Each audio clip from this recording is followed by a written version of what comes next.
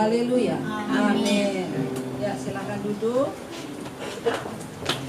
Shalom semuanya. Shalom. Kalian menyadari nggak sebenarnya sekarang ini kita ini hidup dalam dunia, dalam segala hal apapun, kita ini hidup semua dalam kompetisi. Tahu ya kompetisi ya, persaingan ya. Nah dalam segala hal, mau dalam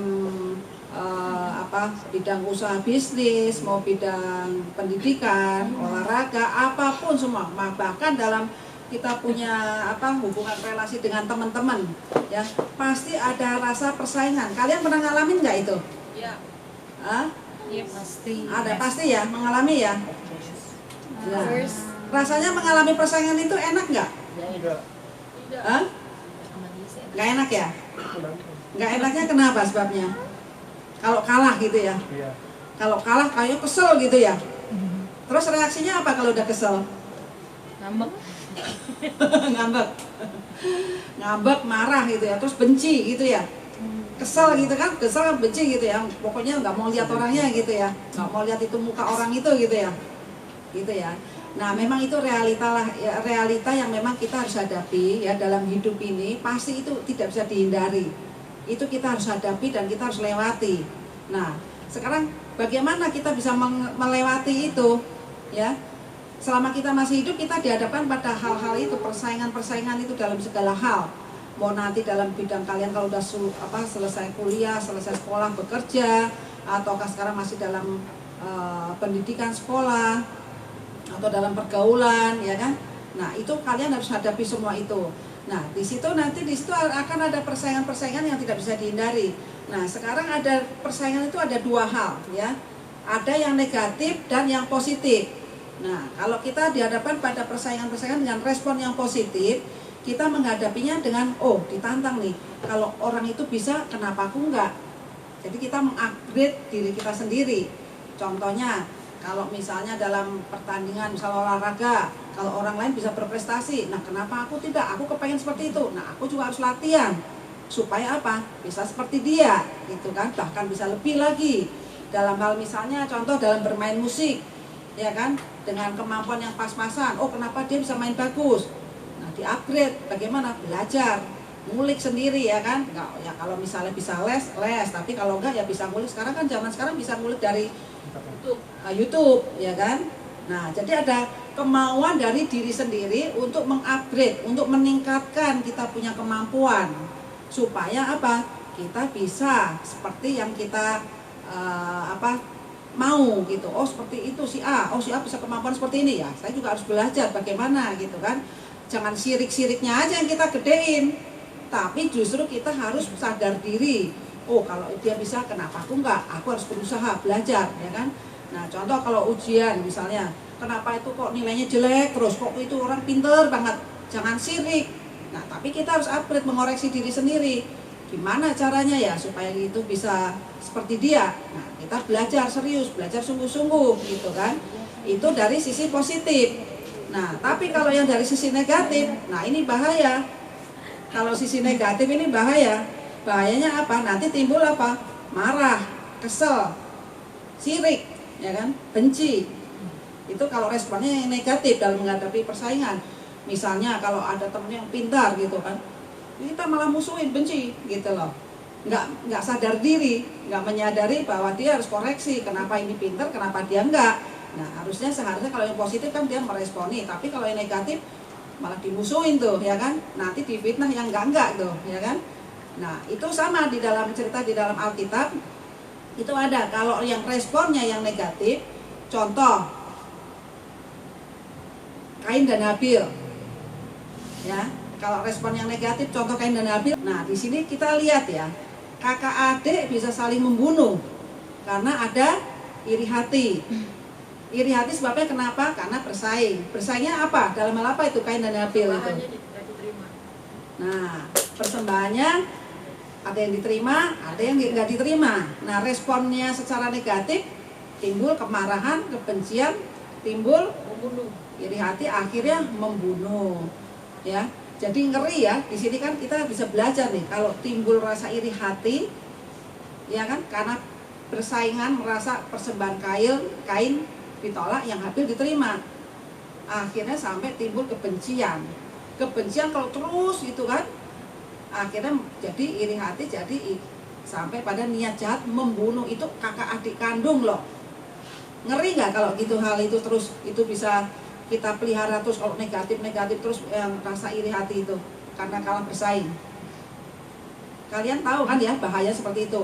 Ada lagi contoh di Alkitab juga. Siapa lagi? Daud dan Saul, ya kan? Daud dan Saul.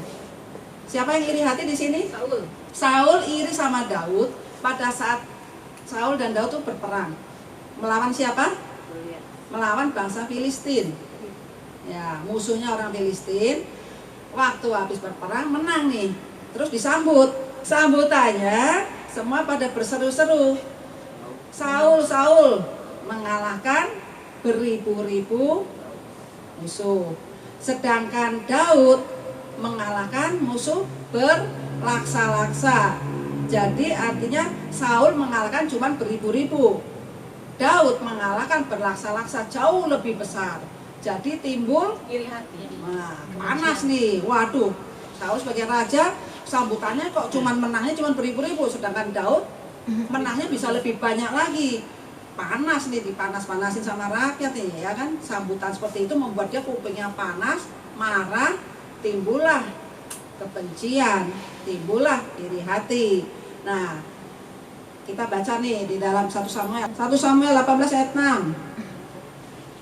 1 Samuel 18 ayat 6.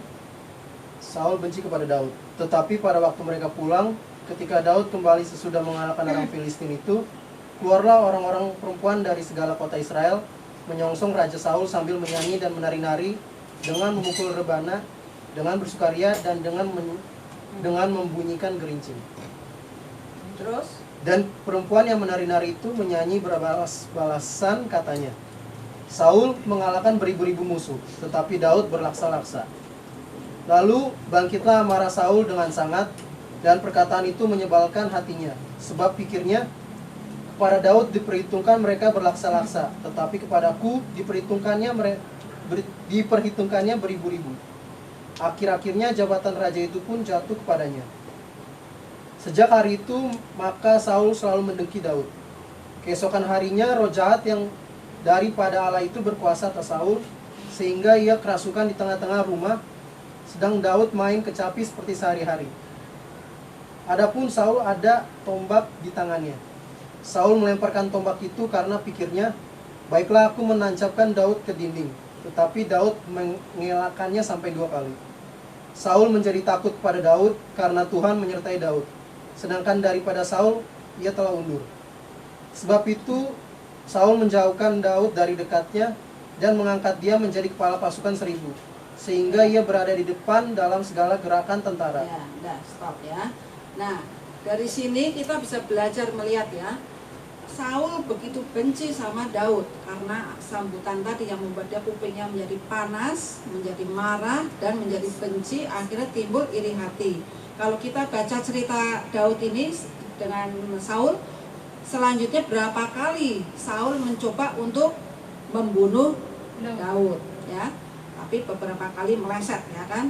Nah, kalau kita baca ayat selanjutnya ya, di situ sampai sebegitunya ya, orang kalau sudah kalah bersaing ya, timbul kebencian, timbul iri hati, niat jahat muncul, iblis masuk di situ. Nah, ini hati-hati ya, buat kalian semua, buat kita semua ya. Kalau terus pikiran-pikiran jahat menguasai hati kita, menguasai pikiran kita, itu akhirnya kuasa-kuasa yang dari iblis masuk, mengendalikan, menuntun kepada hal-hal yang niat jahat seperti tadi Kain dan Habil. Secara logika kakak adik loh bisa dibunuh loh, kakak bunuh adiknya kan. Sama juga di Saul, dia raja loh, kok bisa timbul iri hati sementara dia punya jabatan, punya kekuasaan yang tinggi. Karena kalah, merasa malu saat kalah bersaing, timbul kebencian, marah. Akhirnya dia beberapa kali, kalau kita baca di dalam ayat selanjutnya, itu Saul mencoba akan membunuh, tapi meleset terus itu ya, dikirim berperang maju ke bagian paling depan. Supaya apa? Kalau kena musuh, berhadapan dengan musuh langsung yang mati duluan. Loh, sampai rekayasa ini sampai konspirasi seperti itu. Itulah kalau otak, pikiran, hatinya sudah dikendalikan oleh kuasa-kuasa yang dari iblis, itulah sampai segitu jahatnya loh. Ya. Jadi di sini untuk perhatian bagi kalian semua, bagi kita semua di sini ya, bahwa hal-hal seperti ini sangat berbahaya. Kalau kita timbul persaingan, timbul iri hati, kebencian, kalau itu terus di-maintain terus dalam pikiran, dalam otak kita, itu dampaknya di luar kendali kita loh. Itu udah di luar kontrol kita secara manusia. Ya contoh kakak bisa bunuh adik, ya kan secara logikanya nggak mungkin, hubungan darah loh, bukan siapa-siapa loh, hanya karena kalah persembahannya Habil diterima, Kain tidak, timbul sampai iri hati, kebenciannya sampai sebegitunya ya. Nah, kenapa sih kok orang bisa sampai timbul iri hati? Ya, kenapa sebabnya kok sampai Kain iri sama Habil, Saul iri sama si Daud ya? Kenapa? Karena sebenarnya di sini ya kalau kita belajar ya, satu poinnya ya tuh tidak mempunyai kemampuan. Jadi kalau memang orang tidak punya kemampuan, ya jangan memaksakan kehendak kita untuk menyamai orang yang seperti kita iri, ya kan? Contoh misalnya sekarang nih, ya kalau di dunia medsos sih sering berita-berita hoax, ya kan? Untuk menjatuhkan orang, ya kan? Orang punya prestasi, orang punya kemampuan dalam hal apapun, tapi kita tidak punya.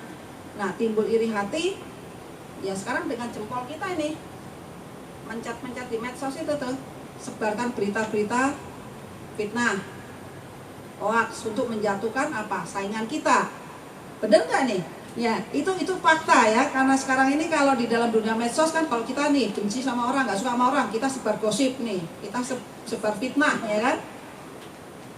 Oh, jelek-jelekin orang ini, jelek-jelekin orang itu, ya kan?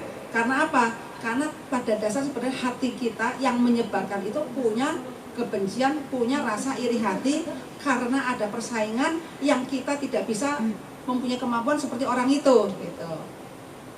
Ya, sehingga hal-hal seperti ini cukup juga berbahaya. Ya, ini juga saya mesti mengingatkan kalian juga. Ya, kalian memang hidup generasi sekarang ini, generasi yang milenial ini tidak bisa lepas dari gadget.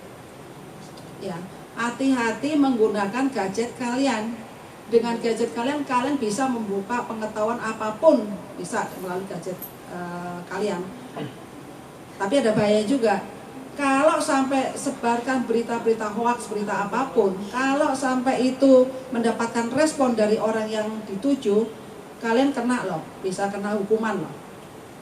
Kalian kan udah tahu belum mengenai undang-undang ITE itu? Undang-undang ITE nggak tahu? Kalau fitnah orang, jelek-jelekin orang di medsos, dilaporin kena loh dengan barang bukti medsos. Jejak digital itu nggak bisa dihapus, walaupun kalian udah hapus lah, istilahnya diapain lah, tapi itu data nggak bisa hilang. Rekaman jejak itu tetap ada. Jadi kalau kalian sebarkan hoax, sebarkan fitnah, misalnya nih A sama B nggak suka nih, dia fitnah macam-macam, si B nggak terima, bawa ke polisi nih, ke Polda nih atau ke Polres nih difitnah nih, dilaporin loh. Apa laporannya? Pencemaran nama baik dan fitnah. Nah, itu bahaya loh. Nah, ini kalian belum tahu ya, kalau itu dampaknya bisa seperti itu. Jadi kalian nggak membunuh secara fisik, tapi membunuh secara karakter, ya. Itu ada hukumannya. Jadi kalian generasi muda jangan sesuka-sukanya menggunakan jari kalian, jempol kalian, mau menyerang siapapun, mau apapun dengan gadget kalian melalui medsos. Itu hati-hati, ya. Nah, ini sekalian secara tidak langsung mesti infokan, ini edukasi, ini masalah bicara udah masuk ke ranah hukum, itu ada aturannya, ya. Jadi jangan sembarangan melampiaskan kemarahan, kekesalan kita, kebencian kita di dunia medsos. Mending langsung berhadapan nih, lu gini. Nah, itu cerita selesai. Gak ada rekaman, gak ada bukti. Tapi kalau di medsos kalian mau hapus dengan cara apapun, itu semua ada di tangan penegak hukum. Nggak bisa dihapus, itu semua data rekamannya ada. Tinggal dicetak, di print nih, jam sekian, tanggal sekian, kamu posting apa, semuanya akan terbuka semua. Nah, itu kalian mesti tahu itu ya. Jadi karena tidak punya kemampuan, akhirnya menyebarkan fitnah, menyebarkan gosip, berita-berita hoax untuk menjatuhkan saingan lawan kita, ya. Itu kenapa sampai orang bisa timbul iri hati, karena tidak punya kemampuan.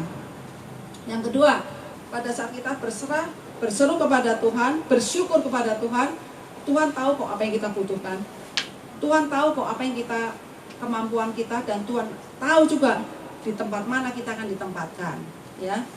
Itu dalam hal kalau kita misalnya mau mencari pekerjaan, ya, Tuhan tahu yang terbaik, ya.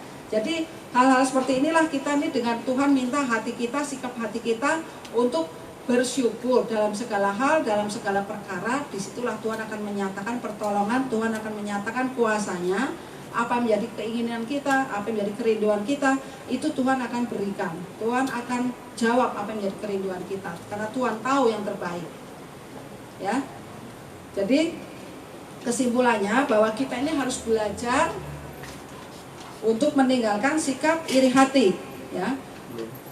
Jadi karena itu tadi bahayanya, ya, bahayanya tadi yang saya tadi udah jelaskan, bahwa sikap iri hati itu kalau kita terus itu menguasai hati dan pikiran kita, akan timbul niat-niat jahat, ya, yang seperti tadi ya saya sampaikan, ya. Karena dengan kita terus berserah mengandalkan Tuhan, nanti Tuhan akan menolong dan memampukan kita. Amin. Amin.